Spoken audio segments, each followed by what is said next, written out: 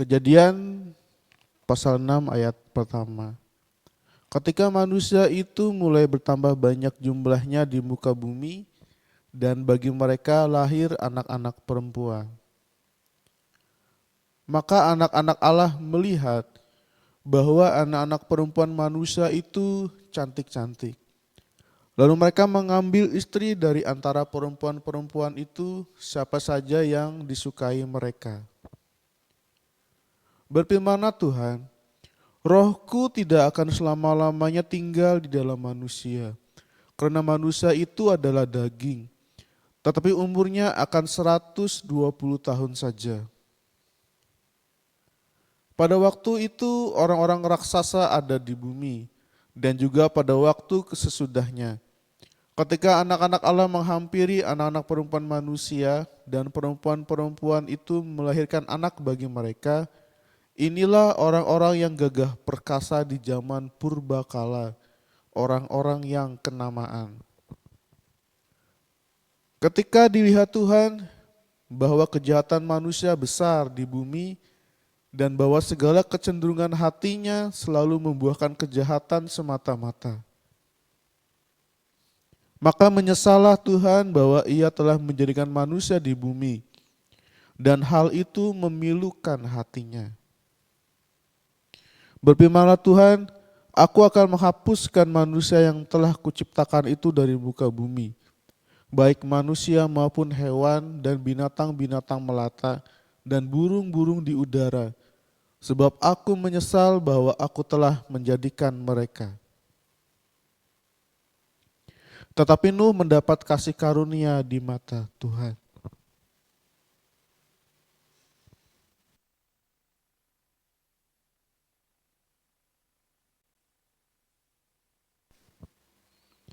Oke, shalom Bapak Ibu teman-teman, smart people dimanapun berada. Kembali lagi kita di program Jesus Call pada hari ini. Sebelum kita membahas lebih jauh kepada apa yang akan disampaikan pada hari ini, mari kita bersatu dalam doa. Tuhan Yesus, Bapa kami yang bertata dalam kerajaan sorga, terima kasih untuk kesempatan kali ini kami boleh berjumpa kembali. Kiranya Tuhan, kiranya Engkau saja yang beracara, yang bertutur kata atas kami melalui hamba-Mu ini Tuhan. Sehingga kemuliaan hanya bagi nama-Mu Bapa. Di dalam nama Tuhan Yesus Kristus, Tuhan Juru Selamat kami berdoa dan mengucap syukur. Haleluya. Amin. Bapak Ibu teman-teman, ini adalah kali keempat di program Jesus Call kita akan belajar tentang manusia. Kita tahu bahwa di bumi ini tempat kita tinggal, bahwa satu-satunya makhluk hidup yang punya kemampuan, intelijensi, bisa berbahasa dan lain sebagainya itu cuma manusia. Betul ya? Karena di seperjalanan di awal pertama kali Adam dicipta, Adam tidak menemukan siapapun yang sepadan dengan Adam. Maka dibentuklah oleh Tuhan yang namanya Hawa, perempuan sebagai penolong. Saya belajar banyak Bapak Ibu teman-teman dari setiap kejadian yang terjadi, bahkan saya ada membuat ada satu materi yang saya ajarkan kepada anak-anak saya di sekolah, dapat saya mengajar, yaitu tentang tata surya. Karena kebetulan di semester kedua kita membahas tentang tata surya. Menarik sekali untuk dibahas Bapak Ibu.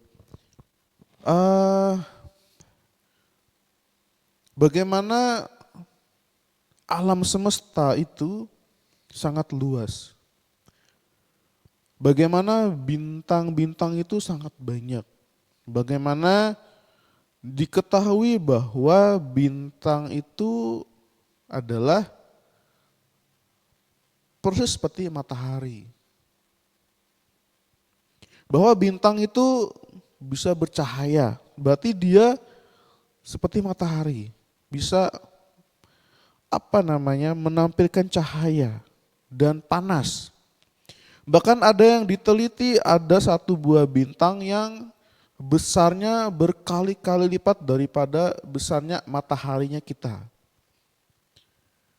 Dan ternyata di alam semesta ini tidak cuma tata surya kita yang ada, yang disebut dengan galaksi Bima Sakti. Tetapi ada galaksi-galaksi lain selain galaksi kita, yang juga tentu mengelilingi yang namanya bintang atau matahari.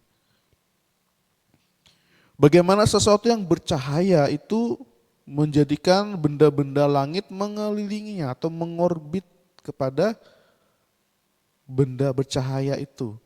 Sehingga kalau dari kejauhan kita ngelihat, wow, itu bintang ya, bagus ya. Gitu.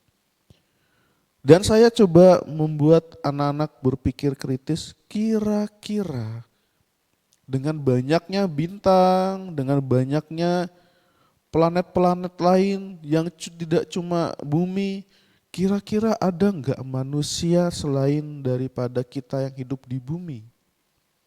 Karena yang kita ketahui saat ini adalah kita terpisah dengan yang namanya cuma negara. Negara A, negara B, negara C, negara D dengan budaya yang berbeda, dengan bahasa yang berbeda, dengan intelektual yang berbeda, dengan tradisi yang berbeda, dengan gaya hidup yang berbeda juga.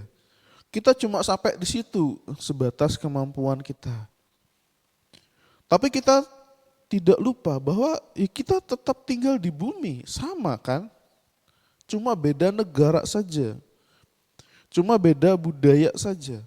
Tetap perlu makan bukan? Tetap perlu minum bukan? Tetap hidup bukan? Kalau sudah yang namanya tidak bernapas sama juga kan? Kalau tidak bernapas berarti MD itu, meninggal dunia. Sama kan? Tidak ada yang berbeda. Yang berbeda itu adalah hanya kulit, bahasa, terus juga latar pendidikan, latar sejarah dan lain sebagainya. Selain daripada itu kita sama manusia yang darahnya warna merah. Tidak ada yang berbeda. Mungkin yang berbeda cuma kepercayaan dan lain sebagainya. Tapi kita sama manusia bukan? Nah di situ saya melihat bahwa saya tidak pernah lagi mengambil atau menarik suatu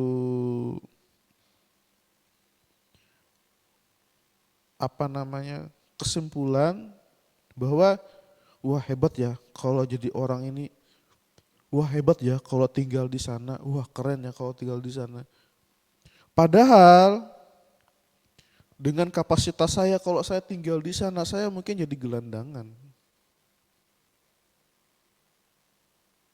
Nah, ada banyak hal yang terjadi dan kita akan ulas bagaimana manusia bukan menjadi semakin baik, tapi manusia menjadi semakin jahat. Bagaimana saya adalah seseorang yang suka menonton film yang bertemakan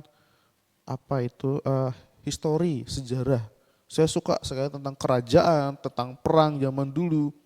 Bagaimana perang zaman dulu sebelum ditemukannya senjata yaitu langsung head to head ya. Tempur-tempur lah gitu. Ada pakai baju zirah sehingga kalau dihantam pakai pedang tidak melukai. Terus ketemu yang namanya senjata. Bagaimana di zaman itu saling bergantian menembak gitu ya. Satu peloton gini berderet gini tembak tuh. Habis itu ganti peloton yang kedua, tembak, dor gitu. Sampai kepada zaman sekarang. Apakah masih ada perang itu? Masih. Dan setiap kali ada perang, maka ada supply yang terhambat. Misalkan kayak satu negara dia adalah kaya akan gandum. Ketika perang, maka gandum ini tidak bisa disuplai karena terhambat adanya perang. Sehingga ketika gandum ini terhambat, maka bahan-bahan pokok lain atau produk-produk lain yang menggunakan gandum pun akan terhambat. Sehingga roda suplai itu menjadi tidak bisa. Dan akhirnya apa? Ketika demand naik, sementara supply langka, maka mengakibatkan harganya menjadi sangat mahal. Dan ketika itu terjadi, maka daya beli masyarakat kurang. Sehingga roda perputaran ekonomi menjadi terhambat. Dan semuanya menjadi saling ketergantungan. Dan membuat sistem kita menjadi kacau balau. Salah satu yang terjadi sekarang adalah ya kita alami saat ini gitu ya. Bagaimana semua yang kita belanjakan itu semuanya selain mahal juga ada beberapa produk yang susah kita temui. Dan semuanya semakin mahal. Dan ketika semuanya semakin mahal, apa yang dilakukan oleh pengusaha? Pengusaha akan mulai memangkas. Entah memangkas karyawannya sehingga pemasukan buat dia lebih besar. Dan lain sebagainya. Itu yang terjadi di tahun 2025, Bapak Ibu, teman-teman sekalian. Ketika kita melihat situasi ini, apa yang harus kita lakukan? Ada banyak hal tentunya. Tapi hari ini kita akan membahas tentang bagaimana manusia itu semakin kesini bukan menjadi semakin baik, tapi semakin kesini menjadi semakin jahat. Sehingga peristiwa ini tidak hanya terjadi di saat ini, tapi di masa lampau awal-awal manusia ada itu sudah terjadi. Sehingga terjadilah yang namanya air bah pada zaman Nabi Nuh. Itu suatu hal yang terjadi. Bagaimana Tuhan itu membuat segala sesuatunya itu tidak terbantahkan. Mari kita coba lihat apa yang dikatakan sama firman Tuhan tadi. Bisa dibuka ayat pertama. Kejadian pasal 6. Ketika manusia itu mulai bertambah banyak jumlahnya di muka bumi dan bagi mereka lahir anak-anak perempuan. Tugas daripada manusia diciptakan sama Tuhan adalah bertambah banyak. Itu adalah tugas yang diberikan sama Tuhan. Sehingga manusia itu diberi something yang tidak ada manusia bisa tiru.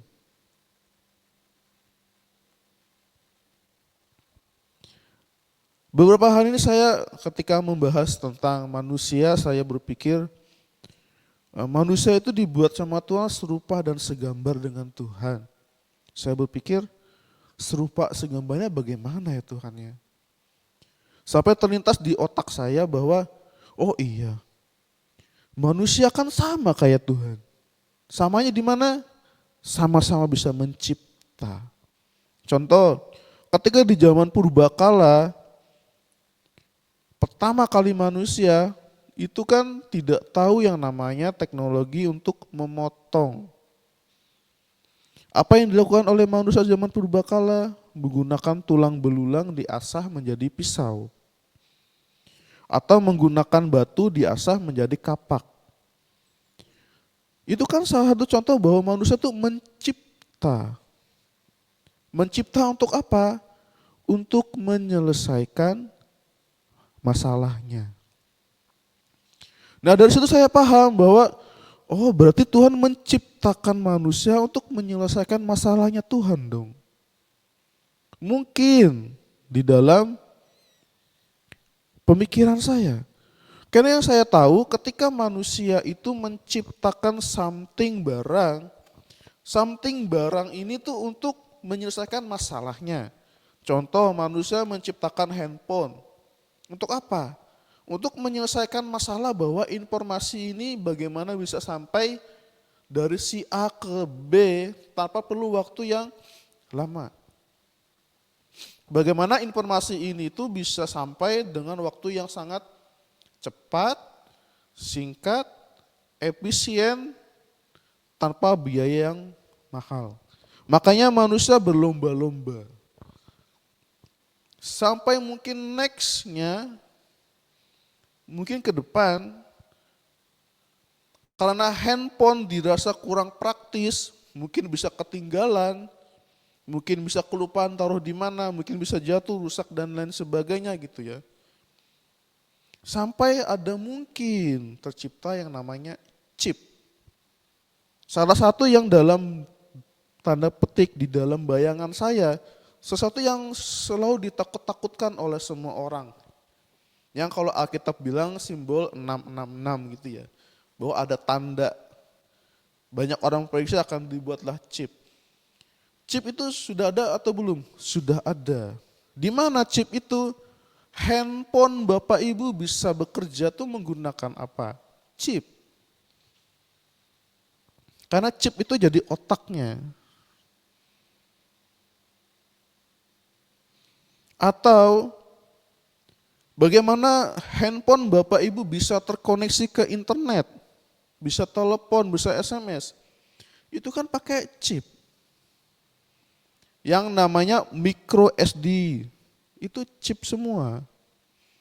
Nah cuma yang menjadi kendala mungkin ke depan ketika dirasa bahwa menggunakan handphone itu masih terlalu susah, maka chip itu ditanam ke dalam tubuh manusia. Situasi itu akan terjadi? Maybe. Apa yang bisa kita lakukan? Dekat-dekatlah kita sama Tuhan penciptamu. Agar ketika peristiwa itu terjadi, kita sudah dibawa jauh. Atau kita bahasanya diselamatkanlah sama Tuhan.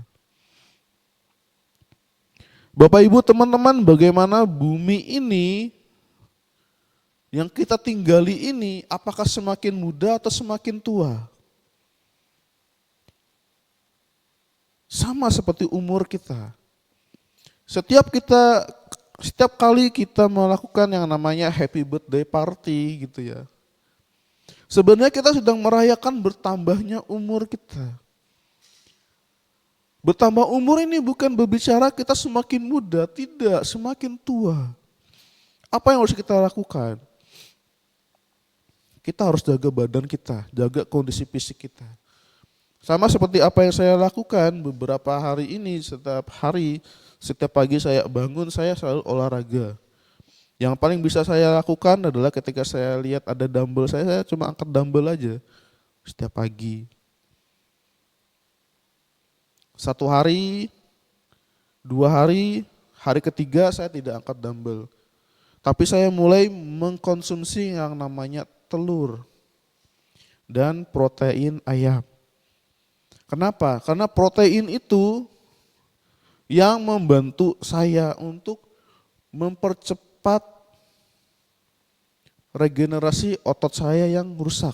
Karena saya paksa untuk angkat beban.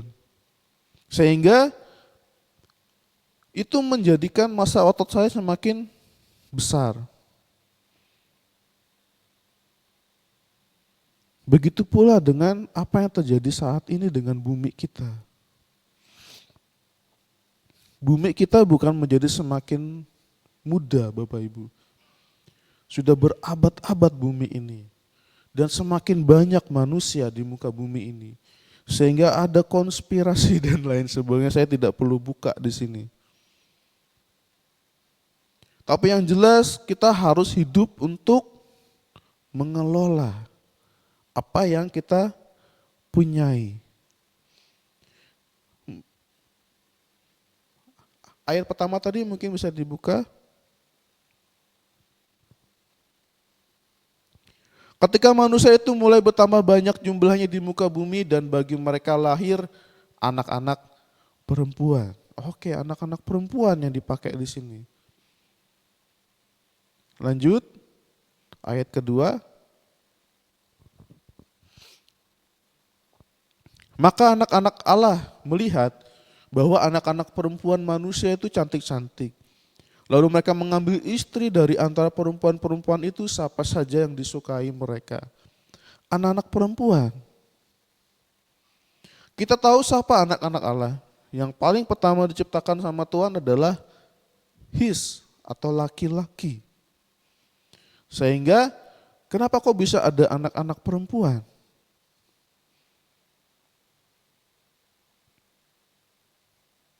Perempuan itu mungkin bisa diidentikan sebagai sesuatu yang sangat menarik ya. Sesuatu yang sangat disukai. Sesuatu yang melebihi daripada takaran batasannya.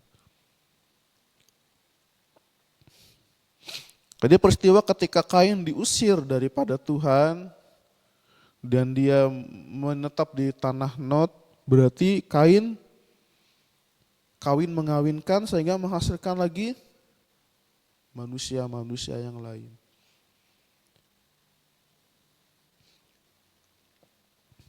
Yang mungkin sampai kepada zaman sekarang itu mungkin masih belum bisa diprediksi bagaimana yang namanya manusia kok bisa dikatakan menikah dengan anak Allah. Siapa manusia ini? Yang sampai saat ini mungkin masih belum bisa ditelaah, mungkin juga sudah ada yang menelaah bagaimana kok bisa ada yang namanya anak dari manusia, kok bisa ada yang namanya anak Allah. Mungkin ada sudah menelaah ataupun mungkin belum ada. Cuman saya cuma bisa menggambarkan sesuatu yang terjadi saat ini. Bagaimana bumi kita ini semakin tidak mudah. Dan bagaimana kita sebagai manusia yang hidup saat ini untuk bisa survive atau bertahan hidup. Karena dengan kita survive dan bertahan hidup ini menjadikan kita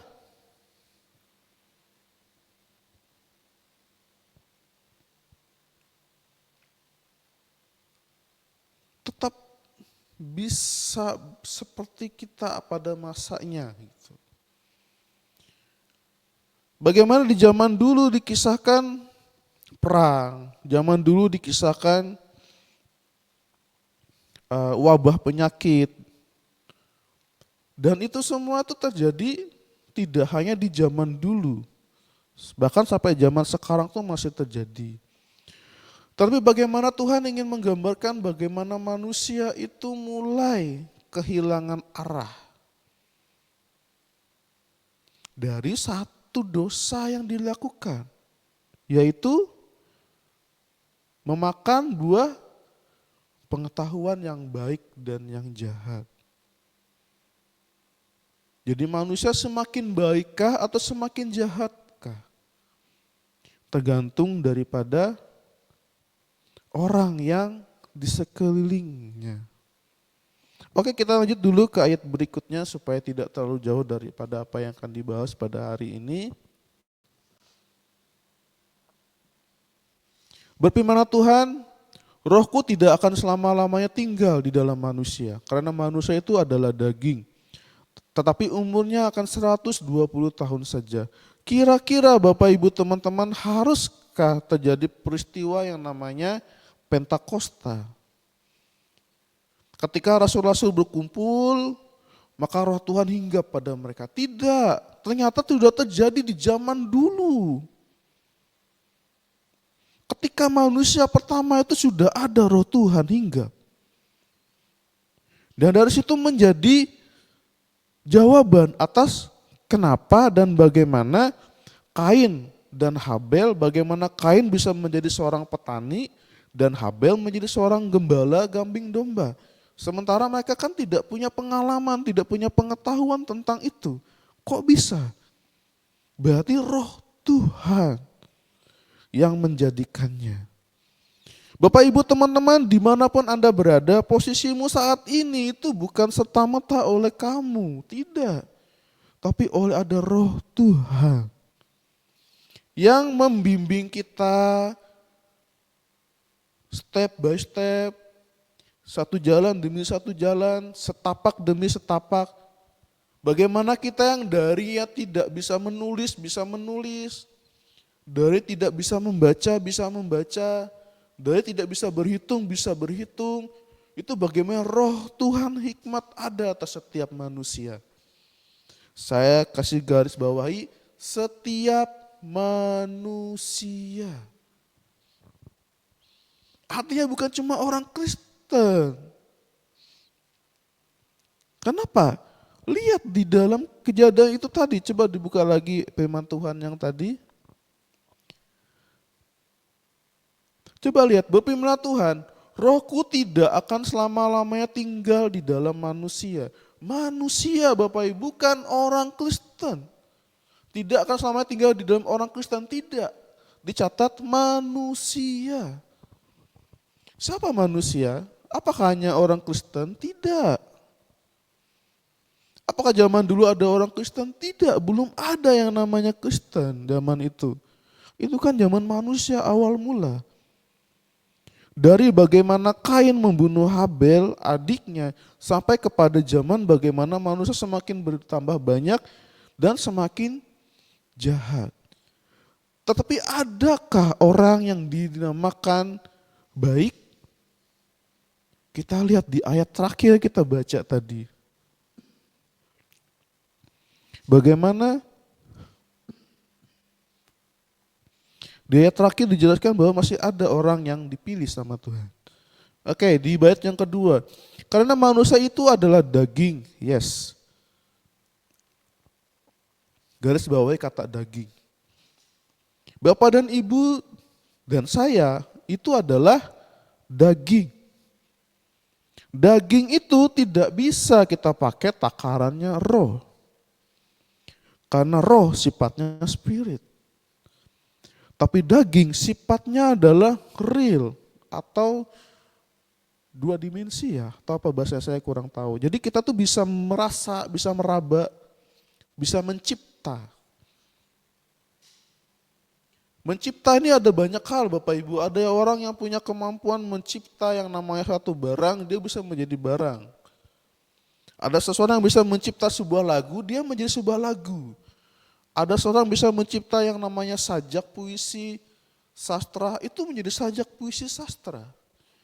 Beda-beda, setiap orang dikasih sama Tuhan. Itulah manusia Bapak Ibu. Sadari diri kita, pahami esensi kita sebagai manusia yang adalah seonggok daging. Agar apa Bapak Ibu teman-teman, kita tidak menjadi pribadi yang ngeroh saja. Banyak orang ngelihat bahwa, wih itu pekerjaan roh. Wih hebat ya orang itu ya. Doakan orang rebah, nangis. Tapi tahukah Bapak Ibu teman-teman, ketika seseorang itu didoakan rebah, nangis, sepulangnya itu apakah dia tetap rebah dan nangis? Tidak, dia akan menghadapi yang namanya dunia yang telah jatuh dalam dosa. Makanya Tuhan bilang di Alkitab, hendaklah engkau cerdik seperti ular, tuluslah seperti merpati. Yang mana takarannya adalah kita menjadi domba di tengah-tengah serigala. Takarannya adalah bagaimana kita harus bisa mengelola hidup. Bahwa hidup kita di dalam daging ini kita harus kelola secara daging. Kita perlu makan, kita perlu minum. Kalau makan jangan sesuatu yang berlemak. Karena sesuatu yang berlemak itu mematikan semua sel-sel darah kita. aliran darah kita terhambat oleh karena lemak, kolesterol itu. Itu yang saya alami Bapak Ibu teman-teman, dan saya pun belajar untuk mengelola hidup. Saya sangat setuju dengan perkataan seorang profesor di bidang kesehatan yang bilang bahwa kita itu adalah apa yang kita makan. Saya ulangi, diri kita ini adalah apa yang kita makan. Segala sesuatu yang kita makan, yang masuk ke dalam tubuh kita menjadi yang namanya energika atau menjadi cadangan energi. Cadangan energi itu lemak. Saya baru tahu kisah ini di usia saya yang 30-an ini, sudah kepala 3. Sementara saya yang di masa muda aktif berolahraga, saya tidak peduli dengan makanan. Karena saya aktif olahraga, saya suka basket.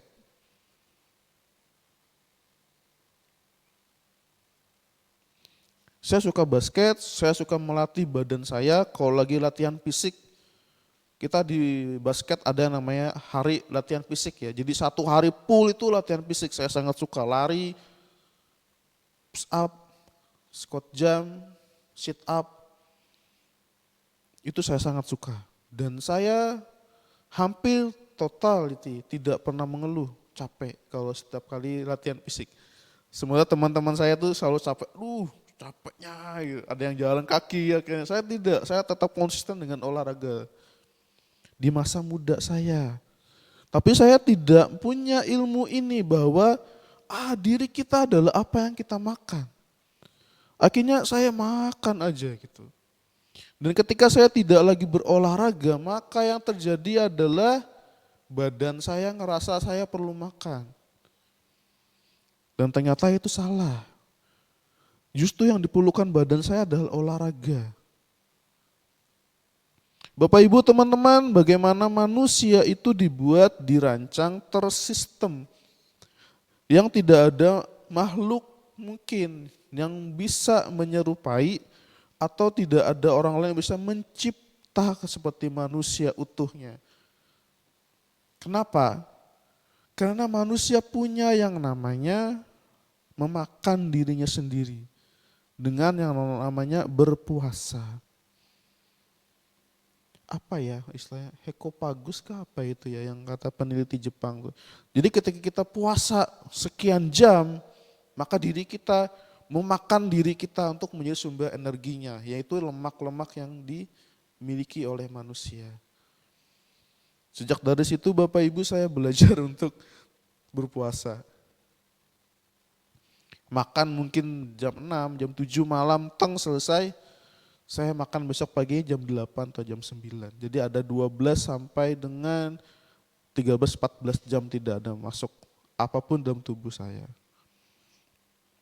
Yang ada cuma air putih untuk membersihkan badan saya.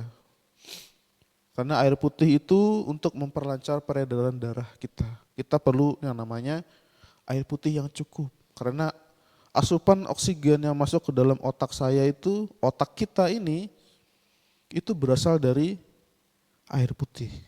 Itu yang saya pelajari.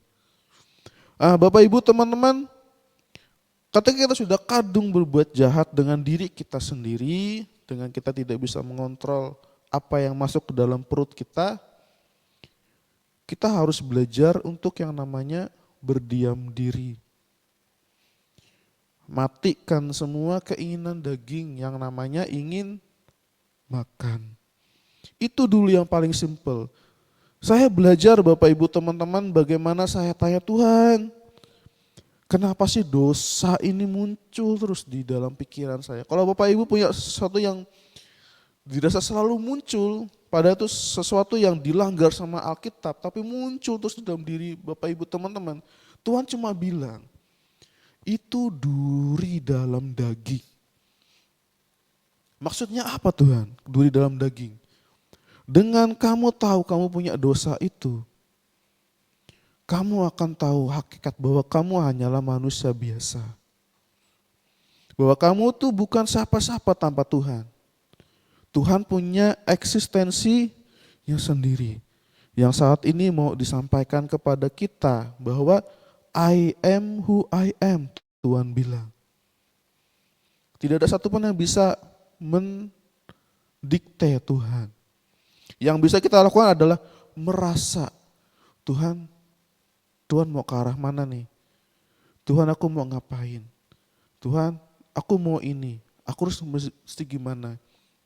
Dengan cara begitu, kita mencoba untuk merasa Tuhan tuh maunya apa dalam hidup kita. Dengan begitu kita bisa tahu, oh Tuhan maunya kayak gini.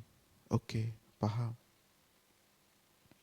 Bapak Ibu teman-teman, tidak selamanya roh Tuhan akan berada di dalam kita karena kita adalah daging. Seperti saya bilang, ketika kita berbuat dosa, Tuhan akan pergi dari kita. Ketika kita bertobat, Tuhan akan balik ke kita. Karena ketika kita berbuat dosa, kita menggunakan daging kita. Tapi ketika kita bertobat, kita menggunakan roh kita secara utuh. Tahu bahwa kita salah.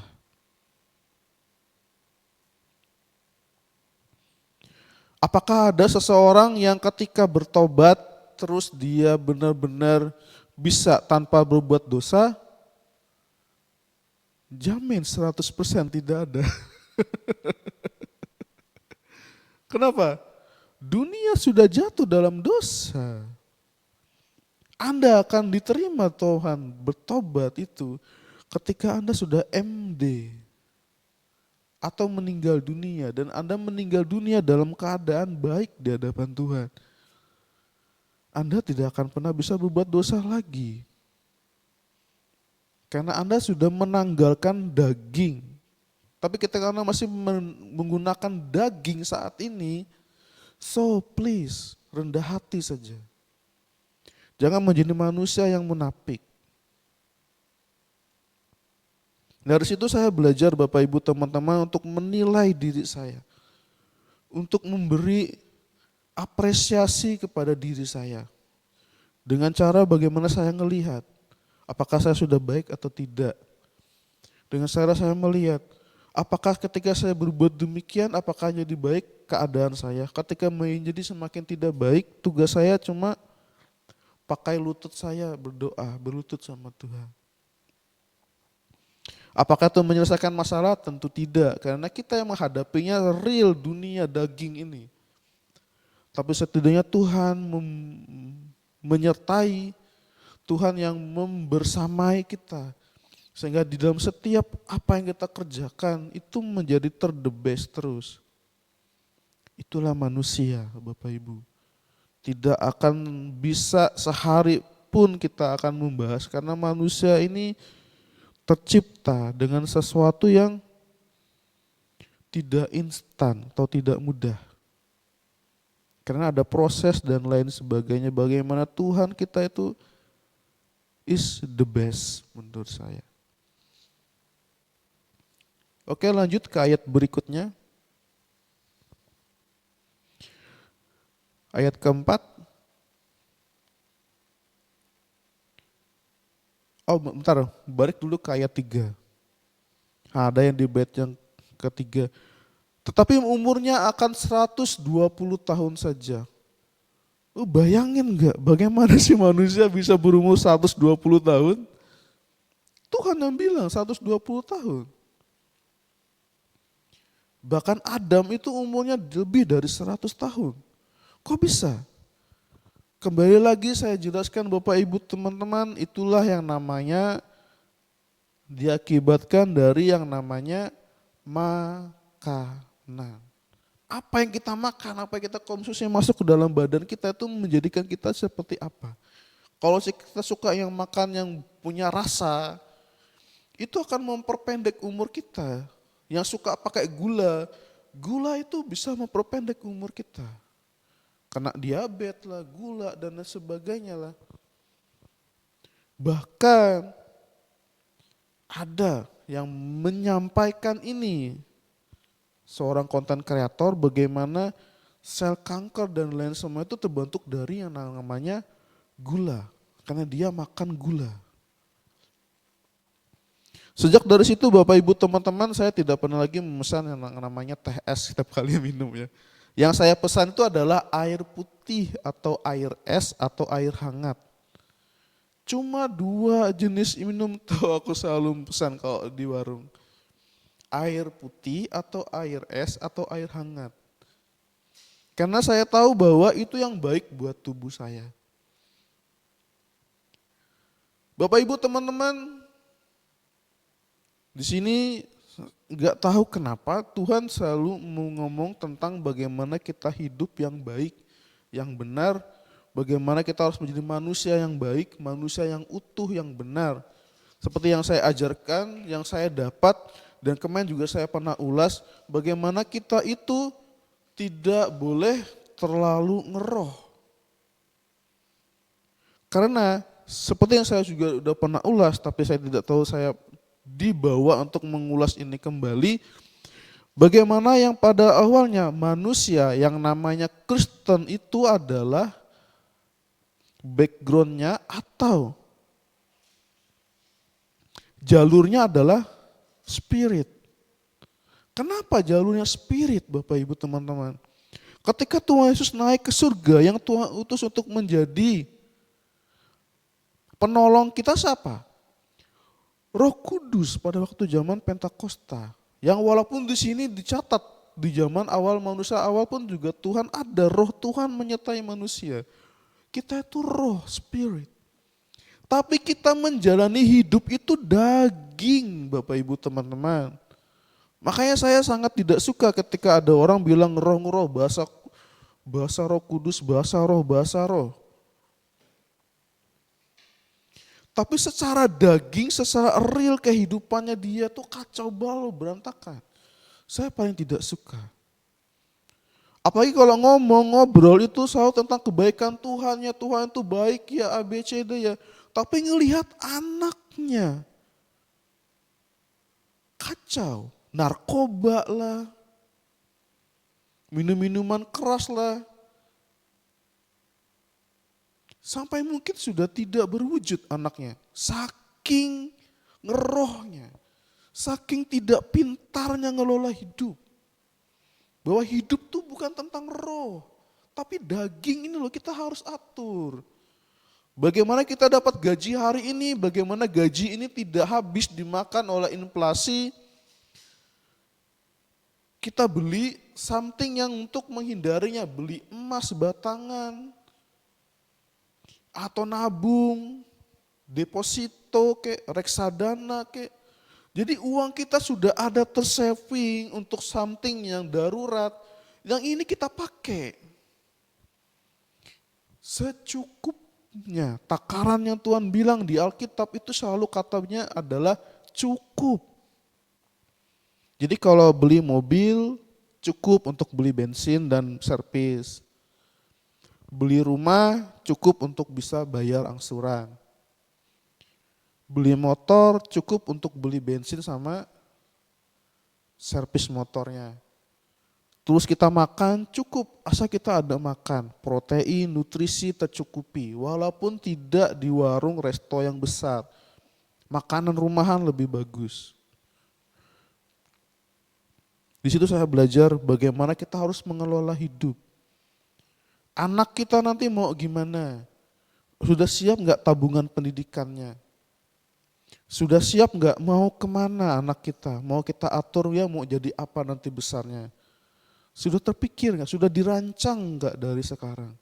Yang ngelakuin itu siapa? Roh atau daging? Daging.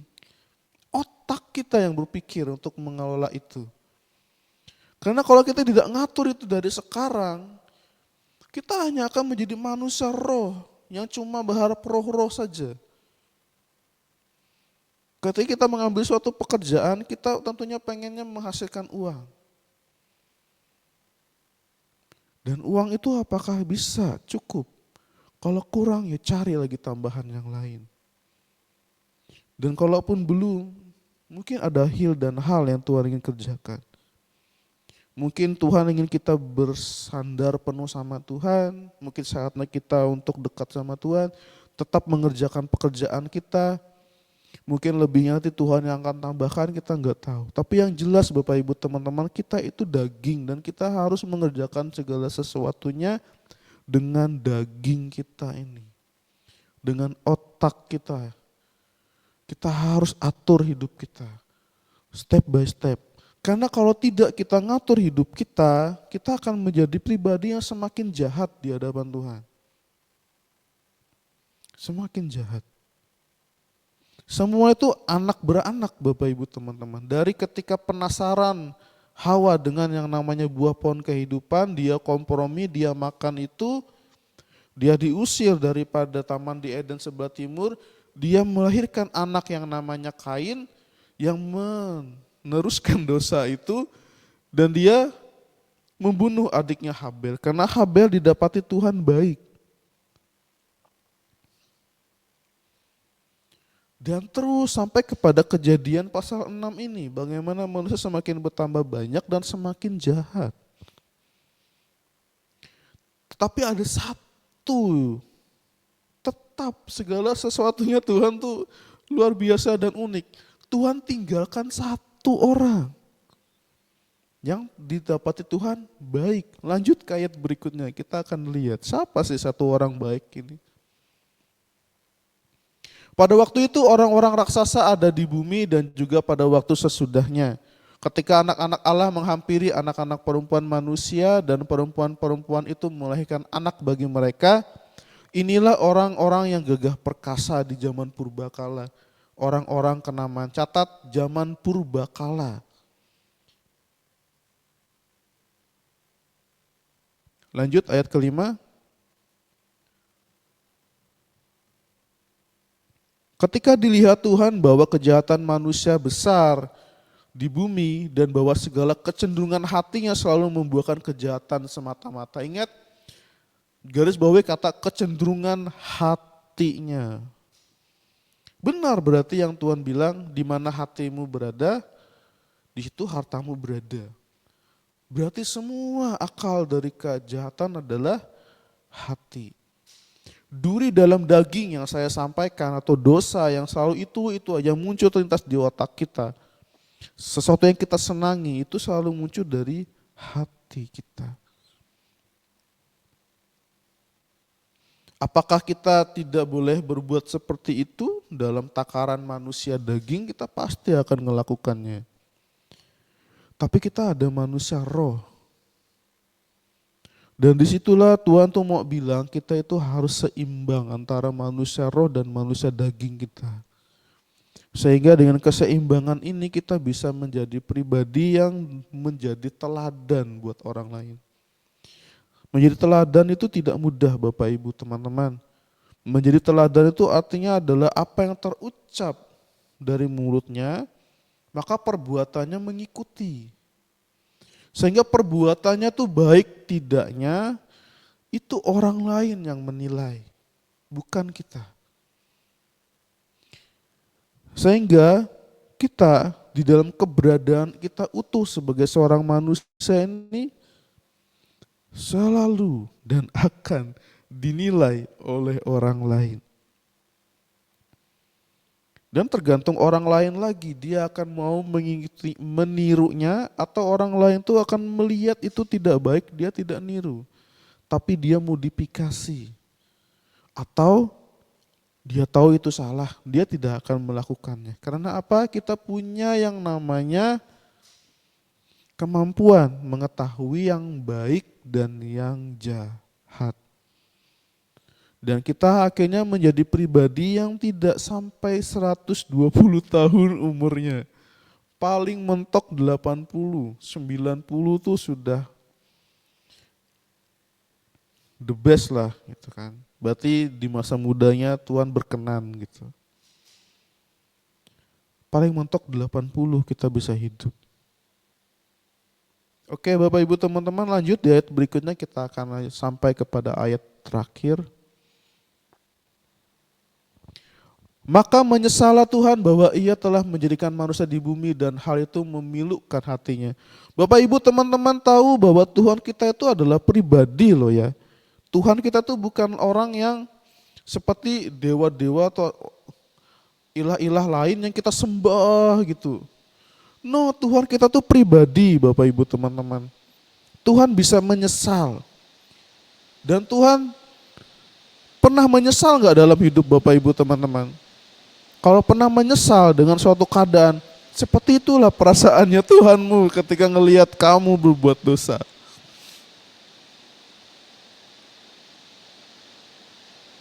Kita lanjut ayat berikutnya, kita akan melihat bagaimana sih kisah akhirnya dari rasa menyesalnya Tuhan. Berfirmanlah Tuhan, aku akan menghapuskan manusia yang telah kuciptakan itu dari muka bumi, baik manusia maupun hewan dan binatang-binatang melata, dan burung-burung di udara, sebab aku menyesal bahwa aku telah menjadikan manusia. Menjadikan mereka, berarti mereka ini semua makhluk hidup mau dihabiskan sama Tuhan.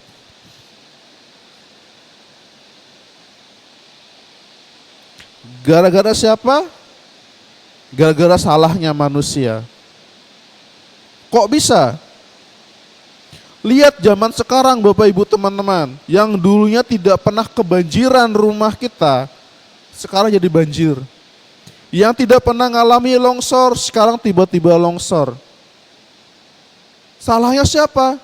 Manusia. Ada satu kampung yang tidak pernah mengalami banjir berabad-abad, mungkin bertahun-tahun sudah tidak pernah mengalami banjir. Tiba-tiba banjir di tahun 2025. Salahnya siapa? Manusia. Kok bisa?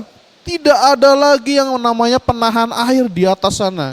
Semuanya ditebang. Beralih fungsi. Sehingga air itu akan mengikuti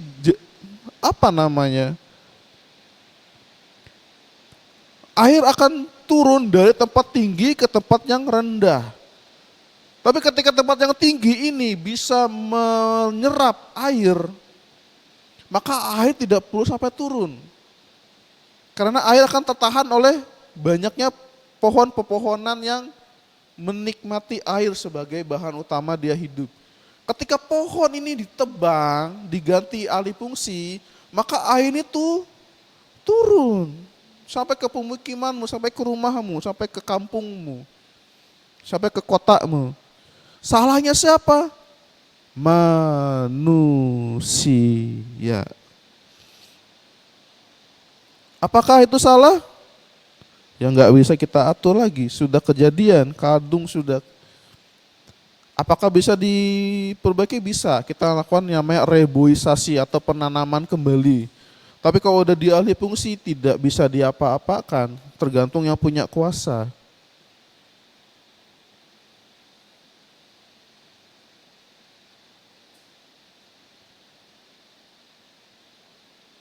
Dan Bapak Ibu teman-teman tahu itulah apa yang terjadi yang Alkitab catat. Dan itu adalah sisi manusia yang tidak bisa kita hindari. Tapi itu adalah hakikatnya kita sebagai manusia. Nah dari semakin banyaknya itu apakah tidak ada yang bisa menolong? Ada. Kita lihat di ayat terakhir, ini yang paling dinantikan. Tetapi Nuh mendapat kasih karunia di hadapan Tuhan, di mata Tuhan. Bayangkan Bapak Ibu teman-teman, dari sekian banyaknya manusia yang jahat, sampai Tuhan ingin menghukum manusia, Tuhan tetap melihat bahwa menemukan ada satu yang baik, yang namanya Nuh. Yang tidak perlu saya jelaskan, Bapak Ibu sudah tahu kisahnya bagaimana Nuh dengan bahteranya menjadi manusia satu-satunya yang berhasil hidup ketika seluruh muka bumi tertutupi air.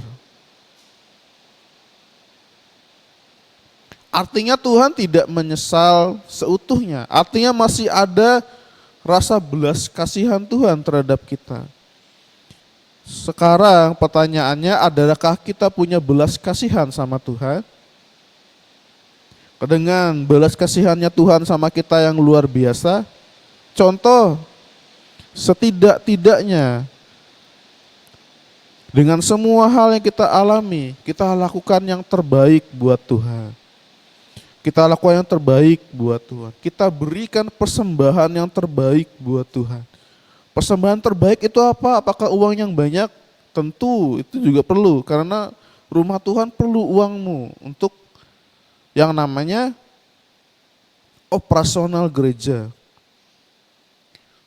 Tetapi yang paling penting Tuhan bilang adalah persembahkanlah tubuhmu sebagai persembahan yang hidup dan berkenan di hadapan Tuhan.